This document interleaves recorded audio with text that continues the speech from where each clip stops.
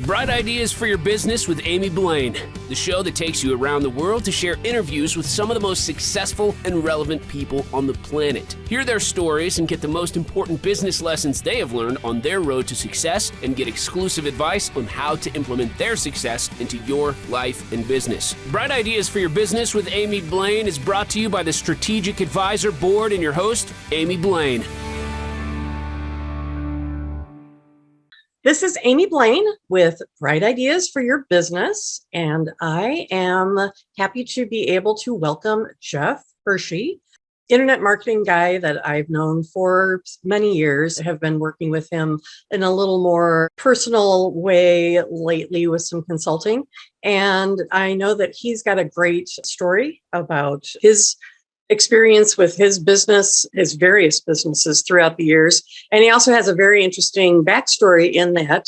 And I'll let you, explain your backstory. But he was a fighter pilot, which I think, and again, I don't want to put words in your mouth, but I think that has influenced how you have approached the rest of your life and definitely the way you do business.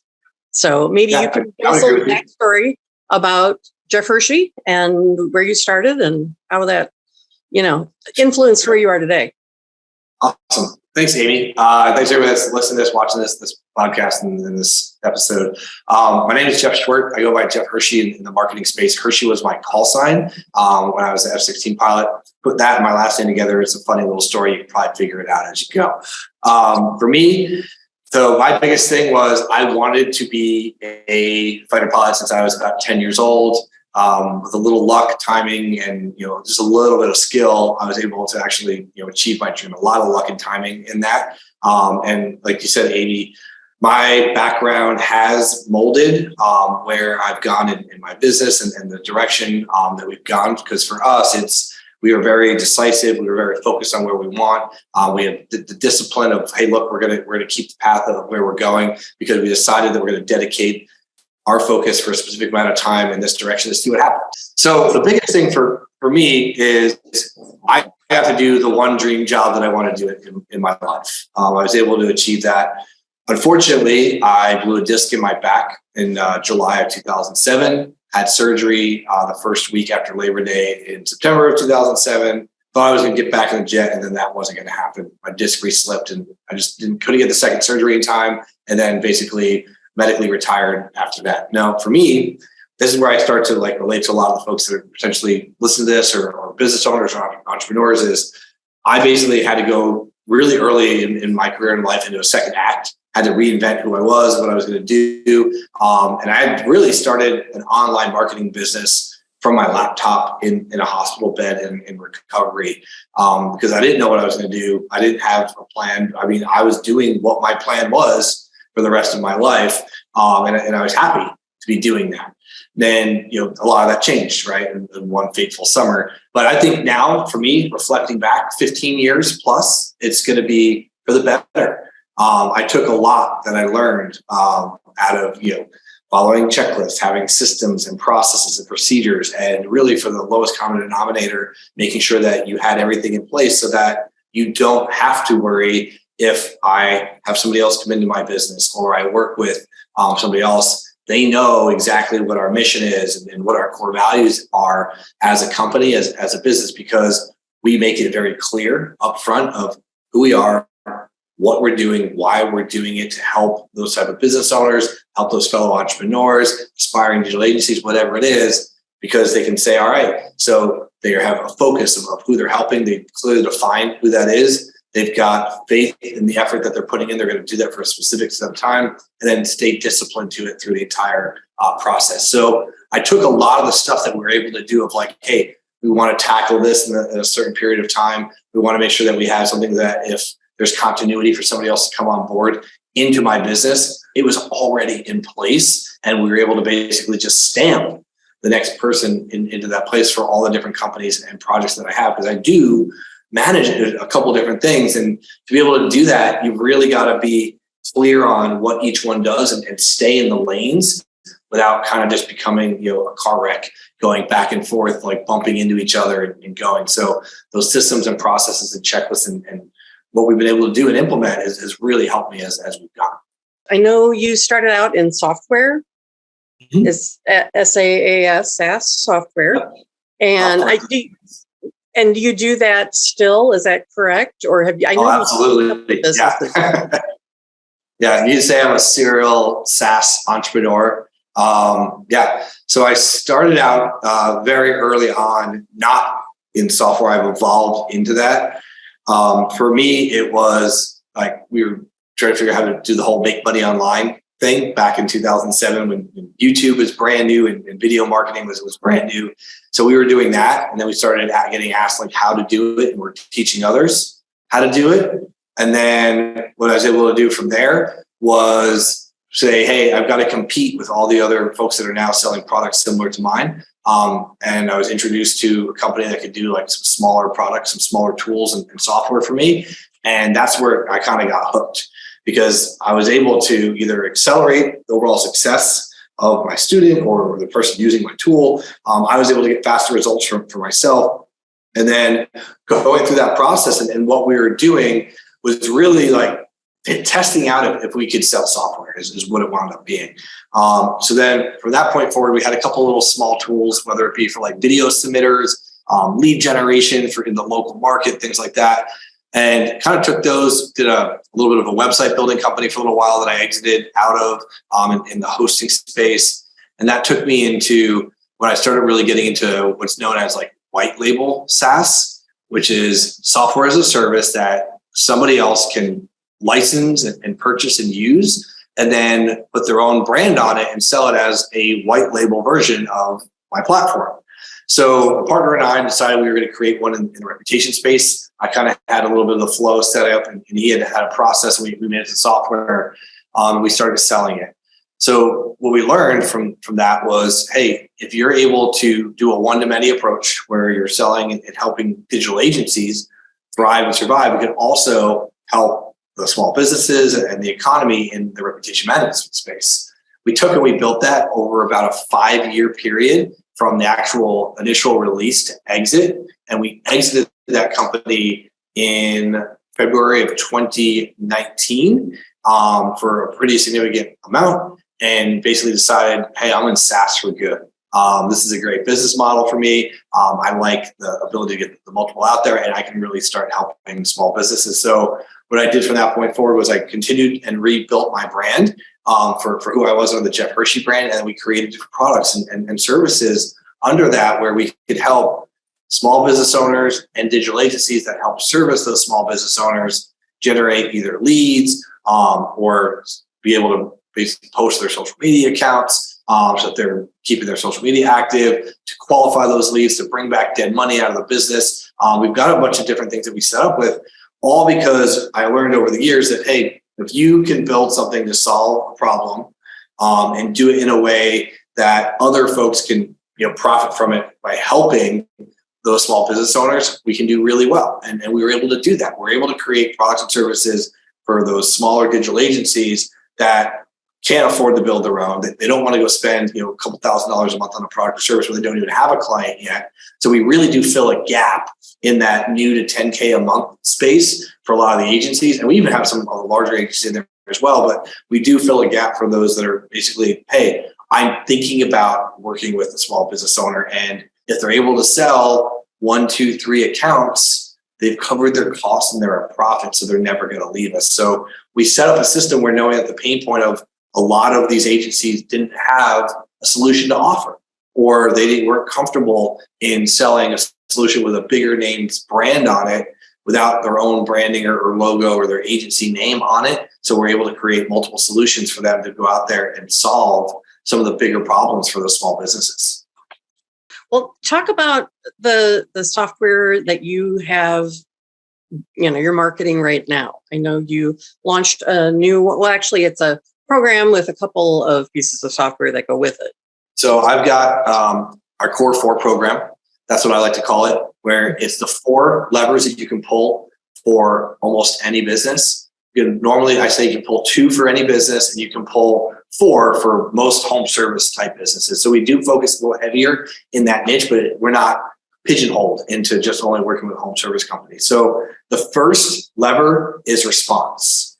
What we do is we make sure that the lead that's looking for that business at the time that they're hottest gets a response in 1 to 5 minutes. That's highly important because after that 5 minutes, your chances of actually capturing and closing that deal drops significantly. So how do we do that? We create a website widget. We connect to their Google business profile to include their get a quote button if they have one, and their chat, their Facebook page for their business. So that means their direct messages, their get a quote button if they have any lead ads coming in for the Facebook page, their WhatsApp, their Instagram, their Twitter account if they have one, as well as inbound text messaging calling as well. So basically, anywhere that somebody can be messaging inbound to that business, we're setting it up so that they can quickly get captured into our system, and the owner or the agent, the sales agent of that business, gets a text message right there on the spot, right there on their smartphone, and they can read and click and see what's going on and communicate with that lead without having to log in anywhere. So a lot of the businesses that we work with, like I said, they're a little bit smaller. They're starting up anywhere from $100,000 to $5 million a year in total revenue. So they're the smaller type operations. They don't have a full system or team in place yet, and they're growing, but they don't have the ability to keep some of those software platforms that are charging a significant amount per month. This solves that problem, and we help bring those leads in the door very, very quickly. The second lever is recovery. So we did response, now we're going to do recovery, which is the fact of like a lot of home service companies, they go out there and they do quotes and they do estimates, whether it be flooring, roofing, HVAC, window repair, whatever it is. They go out and they may have, let's say they have 5 or 7 appointments a day. Sales team may close 30, 40, they're really good 50% of them, right? The rest of those leads tend to just kind of go aside. They weren't closed on the spot.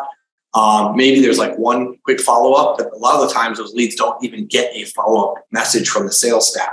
So because the sales staff tend to be dropping those things, we can come in and we can help the business owner identify quickly which leads are potentially actually interested in that quote. Life gets in the way. I've moved a couple of times recently in the last couple of years. I know, especially in a moving scenario or something's an emergency, you want to get a result really quickly. And if you're talking to that lead and you're following up with them, you're more likely to get a yes than no. We save about 10% of all the leads in the missed estimate process that come in the door that we do follow up with.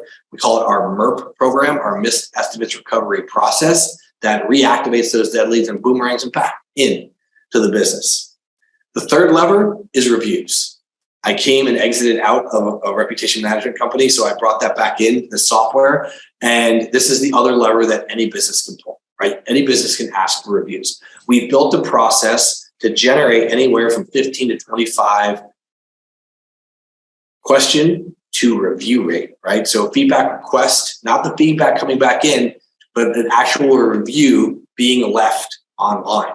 Because of the way that we built our system, it's very easy and streamlined for the customer to have the ability to send a quick little text back in and based on the reply, be asked to leave a review. Because we're doing it on a mobile device, doing it through SMS, and we have a process that we built around it, we can quickly and easily identify all the positive respondents and right there on the spot, send them to go leave a review on Google, which works anywhere from 15 to 25% of the time, depending on the type of the business that we're working with.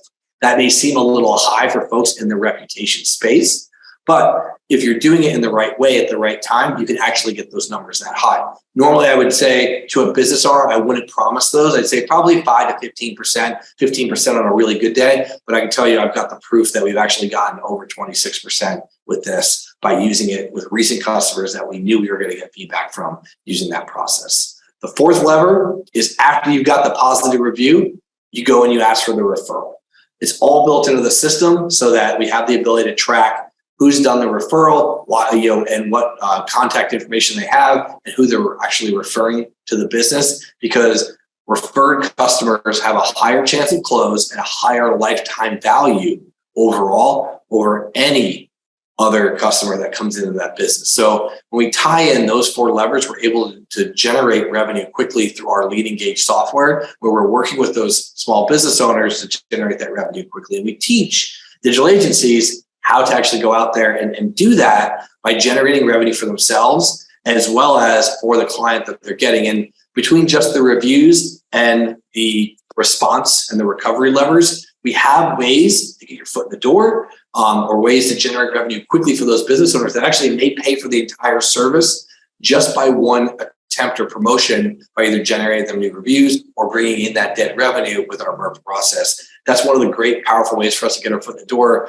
with new businesses. Say, hey, look, I can generate you my budget with just one promotion the entire year. Would you be interested? Have them say, yes, get my foot in the door, and then prove that our system works. We've now generated that business revenue. We're now a consultant. We're now a friend. We're somebody that they're willing to work with because we actually equal money to them. They're not just shelling it out to us in that process. Do you have any case study type results from some of the businesses that have been working with this system? Oh, yeah, absolutely. So we've got a home remodeling company. A lot of them are in the MERP and the reviews space. So actually, and the response lever, the referrals lever is relatively new in the last quarter or so. So we don't really have a lot of true case studies with that. So with the response lever, since we've been able to turn that on, we've drastically increased the number of calls anywhere from 20% upwards of 200% for some of these businesses. And you're probably like, wow, how does that happen? Yeah, that's what great. We've done is we've turned on the get a quote button, we turn on the chat button. Those capture the attention, we connect to those, so we're responding quickly. But because those are available during a Google search in the local 3-pack and they've popped up, now anybody can do that, but when you're now responding to the customers, you're getting higher quality connections. Google's seeing that you're having conversation with these leads that are coming in, you're getting rewarded, you're ranking higher, more people are seeing you. It's a snowball effect. So we've actually seen with the response lever, by turning those on and then connecting to them, we've seen a significant jump for anywhere from 20%, I think it was 18% was one of them, off hand to 200+%, which means that we're generating 25 to 40 more calls per month for that business. Even if just a handful of those calls make it into the sale, that's a huge impact for that. It's a home remodeling company that does windows. That's a big win. Another one. Yeah. Yeah, it is. It is a huge win, right? A building company that does building. We did the MERP program, the Missed Estimates Recovery Program. We brought in 6 qualified leads out of the initial messages that went out. 3 of them set appointments. 1 of them closed, and it was a $16,900 something overall sale. So just 1 lead over what essentially was a dead pile of business. We rehashed them, put them through the process, and then got them to do the follow-up and got a quote for 3 of them. 1 of them actually closed. And if you were to charge, even if you were to charge $1,000 a month for that business, if you were an agency, you could actually, after 1 or 2 of those, put that business in profit if you were running this cycle every 2 weeks to 45 days for that business, depending on the type of business that you're working with. So essentially, we could pay for ourselves for the entire year with just 1 sale of the MERP program. And you can even do that upfront for us. Another big one, reviews. I just talked about how we get some big results for this. A mover had 27 clients in a 2-month period. We sent out 27 text message requests for feedback. We got 19 replies, 18 were positive. 1 was, I'll get back to you, I haven't unpacked yet. Of that, 7 left positive reviews online that we were able to track and know that it was coming from those individual folks, as other ones that come in during that time. So that it was a 26% request for feedback to a review posted online rate, which is well above any industry standard from there. So we know that we can get that higher depending on the industry, that niche. That's a very personalized niche because they're coming in and you're moving all their stuff. You're spending a couple of days with that company. They're just not outside repairing your AC and disappearing in an emergency or underneath your sink as a plumber. But because it is a little bit more of a personalized niche, we were able to get the results very, very quickly from there. So those are some 3 good examples that we used that were recent in the last year that jump on the top of my head that I always talk about between the response, the recovery, and the reviews levers that you can pull for one of those businesses. One of the things I like about that program is that it's pretty easy to get it rolling. Once the business owner decides they want to go for it, it takes maybe a day at most, depending upon who the agency is and how quickly they respond. But it can make some dramatic impact in a very short amount of time for the business owner.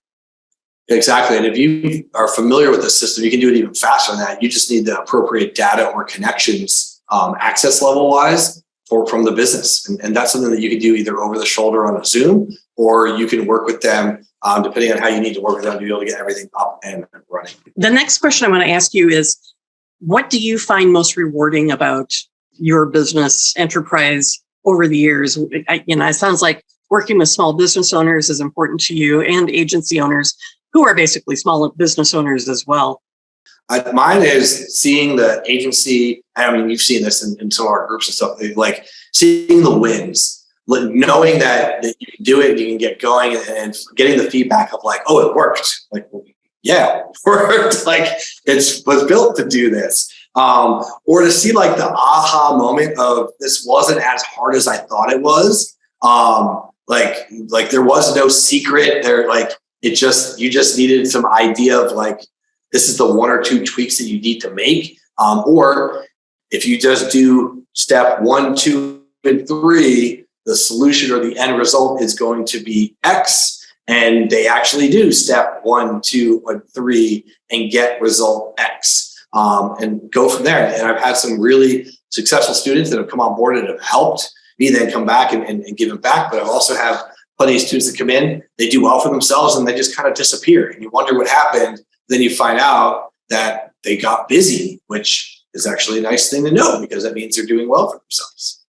Right. Yeah, I found that a lot of people just get in their own way and overcomplicate things and overthink things. So I know that's one of the things that I've learned through working with you a little more closely is you're like, just do it, man. Don't. Yeah, and I think I learned that back from my military days of like, we used to create all these big complicated mission plans and all this stuff. And it's like, I think like it boils down to like football too. Like the simple plans that anybody can understand and follow quickly is what works, because in a crisis, in a split second scenario, you can't go down your decision tree, 50 things. And it's like, oh, if this happens, look, this is the basic simple plan. It's going to work. It's going to hold up because everybody knows what it is and everybody can execute it. When people start getting confused and there's too much involved into it, then it just doesn't work. So for a lot of our stuff, it's, hey, agency owner, learn how this works. Your clients and your businesses that you work with do not want to do this. That's why they're hiring you. So you need to learn how it works, how to connect the simple stuff, and then run it for them for the first time. And then you got them locked in. And that's the way I teach things.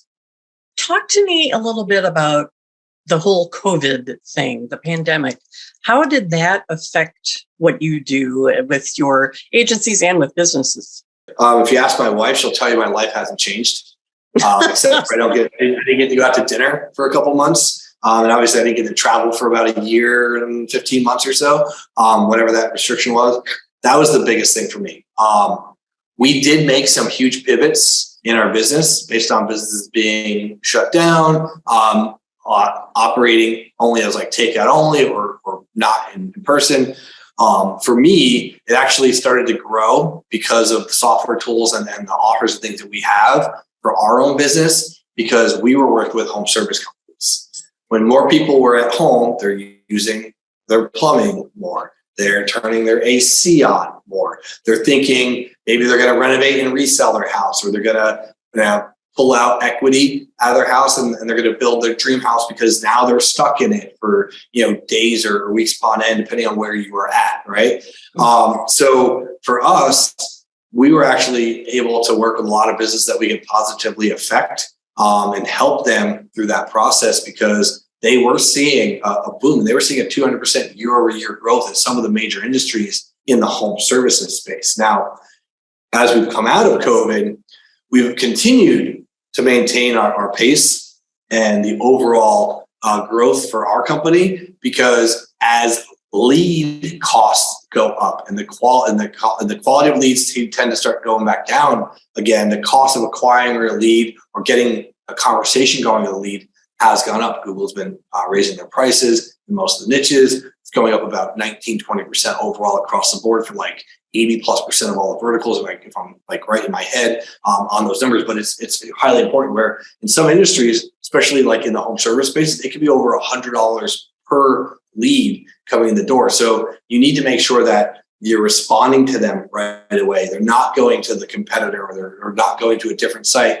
but you're engaging them, having those conversations. Then for some reason they don't close on the spot, you're re-engaging them and then working with your happy customers or any of your customers to find out the feedback, if they're happy, to help them gain new customers by leaving your reviews online and marketing your business with you through activity on the Google Business Profile. So that new reviews come in, people see that, hey, look, this person is actually being active online, and then asking for those referrals. That all boils into my core 4, because as we came out of COVID and we were seeing that the business needs, everybody always obviously wants to keep their costs down as low as possible. But when the advertising cost gets up, the value of that lead gets higher, and the urgency to close a higher percentage starts to creep up. So business owners are looking for ways to do that, and we have a solution that allows them to respond quickly, find the dead leads, reinvigorate them, boomerang them back into the business. If they are a happy customer or they're a customer on the back end,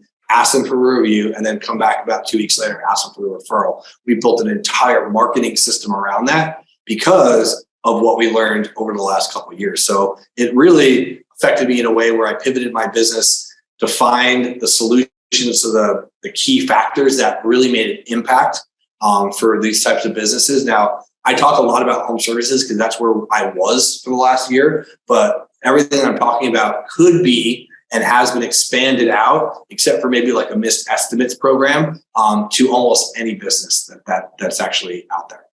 Well, that could be an event venue for wedding receptions, or, Yeah, absolutely. those types of other businesses, movers. I guess that's not really home services. But that's one that you mentioned also. Mm-hmm.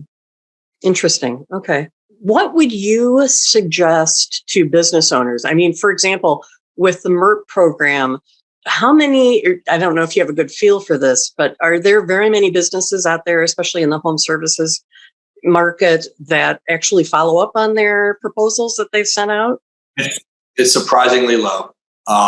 We talk to the business owner, they're like, oh yeah, our team does it. But if you go and look, if you really dig in, they're not doing it. They're got the new leads coming in. That's like the exciting part of the business, right? Oh, I'm so excited. Here comes a new lead. Okay, but you've got somebody you already talked to that knows who you are over here that actually may want to buy something from you. You just have to ask. So we automate the ask. That's it, right? Hey, are you still interested in what we have? And then if they say yes, we follow up. We let the business owner know. If they say no, then you don't have to waste your time following up anymore. You've got the solid answer of no. And that's just not somebody that you want anymore, and you don't waste that time. So you're only talking to qualified leads or interested prospects at that point. Right, because a lot of those people maybe, life got in the way, or they had another emergency they had to deal with before they wanted to get back to this other project. So yeah, and I would imagine that, they've done all the hard work on that. They've done the estimate or the proposal. They just need to say, hey, what do you think? Are you going with us or someone else, or you decided to do something differently entirely, or what, Yeah, and you'd be surprised the number of people that just don't do anything. They just work on the next one to come in. It's like you're literally sitting on a pile of money that you're not doing anything with. Yeah, the money is definitely in the follow-up with that type of a situation, I know. Well, what would your recommendations be to business owners as far as their marketing? What do you find that most business owners maybe are not capitalizing on as well as they could? And and I'm sure there are probably some very simple things, like maybe making sure their business Google business listing is optimized and they're constantly posting some information there, even if they have an assistant doing that for them. And it doesn't have to be difficult. No, it's not. The Google Business Profile is one of the bigger ones. It's actually the biggest. It's the number one digital asset you should have. But I think even higher elevation, big picture wise, I would say you're running your business. You're not the marketer of your business. Don't wear all the hats. Find an expert to do it for you, right? Just because look, I know copywriting, I know website design. I can't do all of that. And you're literally a cog, and you're holding up, you're blocking the system in that case, right? Mm-hmm. Figure out what you really do best for your business, whether it's running employees and staff, financing, going out there doing the quotes yourself. But I'm sure it's not, creating your Google Business Profile for your business and or running your traffic or your ads, right? Find the expert that does that. And you don't necessarily need to even hire in-house. You would find an agency that can help you, that has the tools and the services from there, that will do a couple of key things. You need to find somebody that can help set up and optimize your Google business profile for you, because that is the number one thing that you need to have as a digital asset for your business. That's it, right? It connects to your website, it connects to your phone number, it connects to your reviews. It shows people where to go to find you. You can do the quote, you can do the chat, but there's so many things that Google business profile does for you. That is the number one asset. Okay. The next thing from there is know who you're going after, right? So if you're HVAC, if you are a roofer, okay, yeah, we're going to repair roofs, or we're going to go in there, we're going to reinstall windows. But when you start speaking to the individual, like, are you doing, high-end luxury homes? Or maybe you're a realtor that's doing, middle, lower income type homes, right? Depending on where you're at or where you're willing to drive to.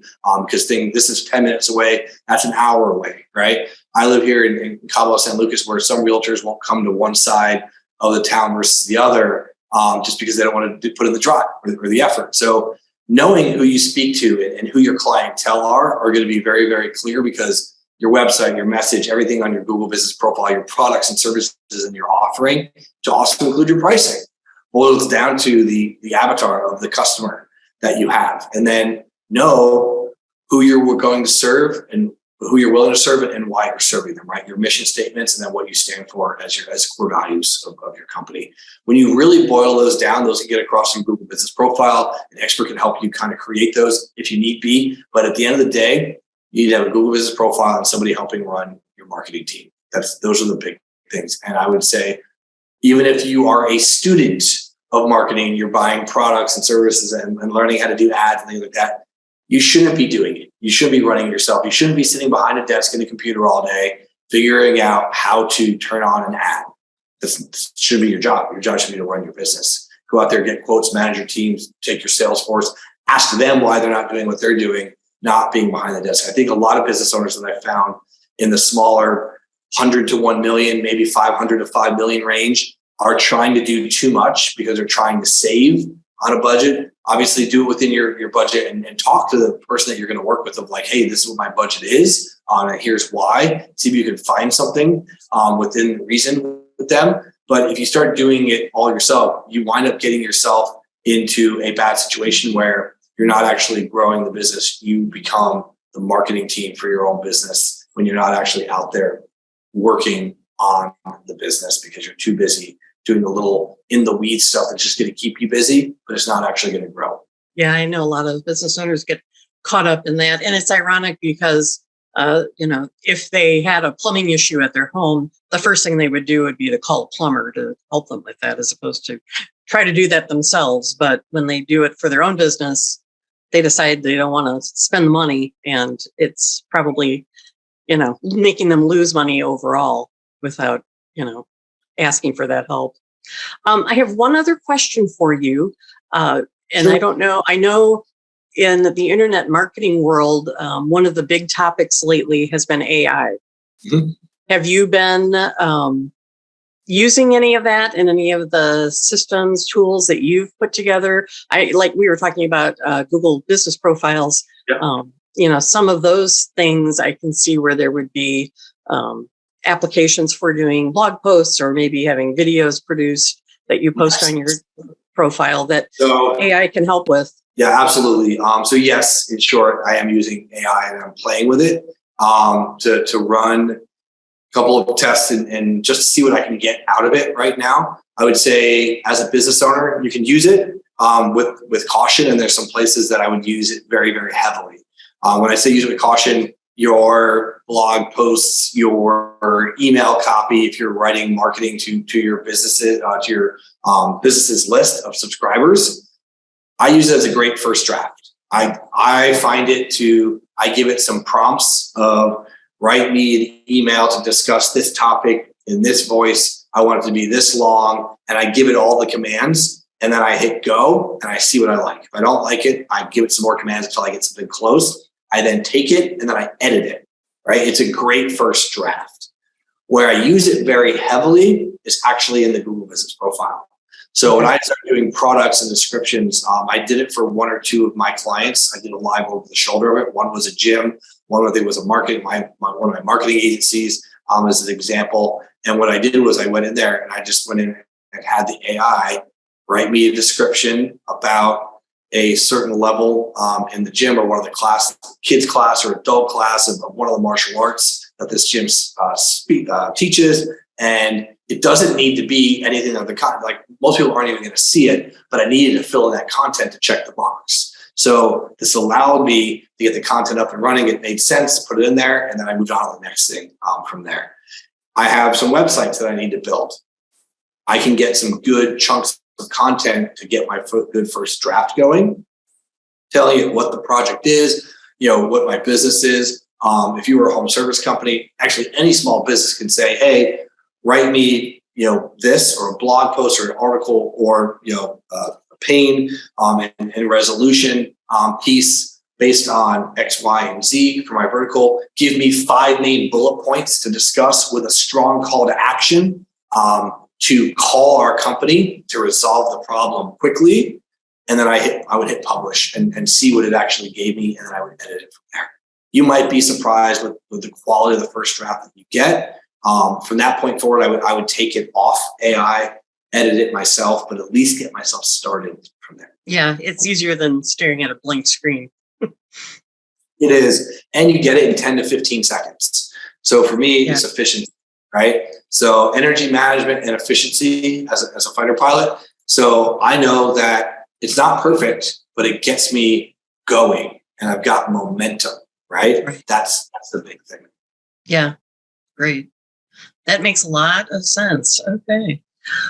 Well, I appreciate your time today, Jeff, and you're sharing all of this information about your business and your background and the products that you have worked on over the years, et cetera. And again, wish you continued success, which I'm sure you'll have without my wishes. But again, greatly appreciate it. And thanks again. Oh, it's my pleasure. And thanks for having me.